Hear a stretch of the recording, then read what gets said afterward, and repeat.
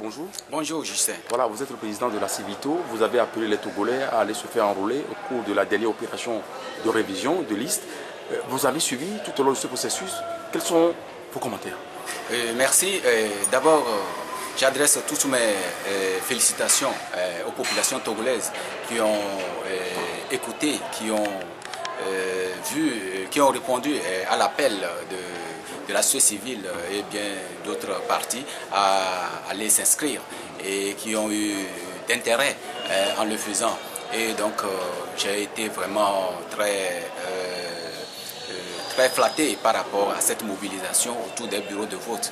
Sauf que cette fois-ci, c'est l'État qui a reculé devant ce devoir que les citoyens ont voulu accomplir en répondant massivement devant les bureaux de vote.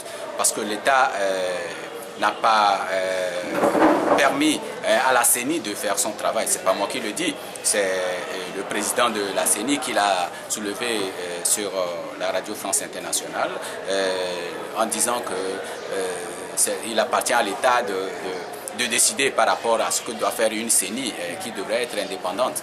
Et donc cela dit, tous les égarements, toutes les... comment dirais-je, c'est-à-dire que tous les manquements que nous avons vus sont orchestrés par le gouvernement togolais. Quand on parle des kits qui manquent, des bureaux de vote qui n'ont pas eu le nombre de kits de machines qu'il fallait, et puis les machines qui sont défectueuses et puis sans parler de la lenteur par rapport à la délivrance même de cette carte. Moi-même, il a fallu que je me déplace 3 fois dans le bureau de vote pour me faire recenser. Depuis jeudi où les recensements ont commencé, je me suis rendu dans mon bureau de vote autour de 14 h et on me faisait savoir que le nombre qui est déjà... D'abord, il n'y avait que deux salles, 2 bureaux de vote, et puis une salle où les gens attendaient parce que la machine était gâtée.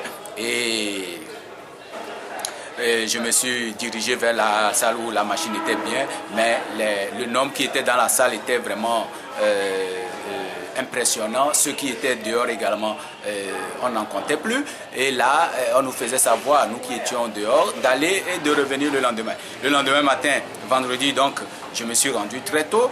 Le matin, quand on n'avait pas encore commencé l'opération, déjà à 6h30, j'y étais. Et je me suis inscrit. On n'avait pas encore commencé l'opération, je me suis inscrit. Il a fallu que je revienne à 11 h pour pouvoir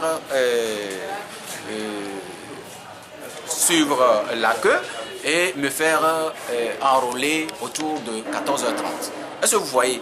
Donc ça a été vraiment une catastrophe par rapport à l'organisation matérielle vis-à-vis de la CENI. Et donc, nous avons eu des rapports. Il y a les universités sociales du Togo qui ont fait un monitoring et qui ont dressé un rapport au groupe des 5 et à la communauté internationale. Nous espérons que ces diplomates qui ont obligé également l'opposition et les Togolais à aller aux urnes,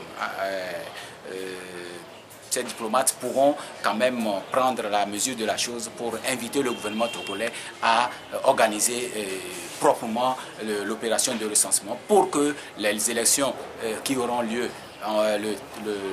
le 30 juin ne puissent pas connaître de contestation comme nous l'avons toujours connu.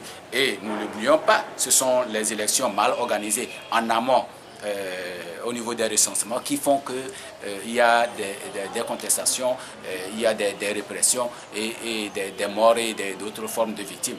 Et donc nous espérons que cette fois-ci que la communauté internationale s'est impliquée, il va falloir que l'organisation de cette élection soit parfaite. Et donc nous invitons vraiment le gouvernement togolais à donner d'abord à laisser à la CENI son indépendance afin qu'elle puisse travailler proprement pour organiser une élection crédible.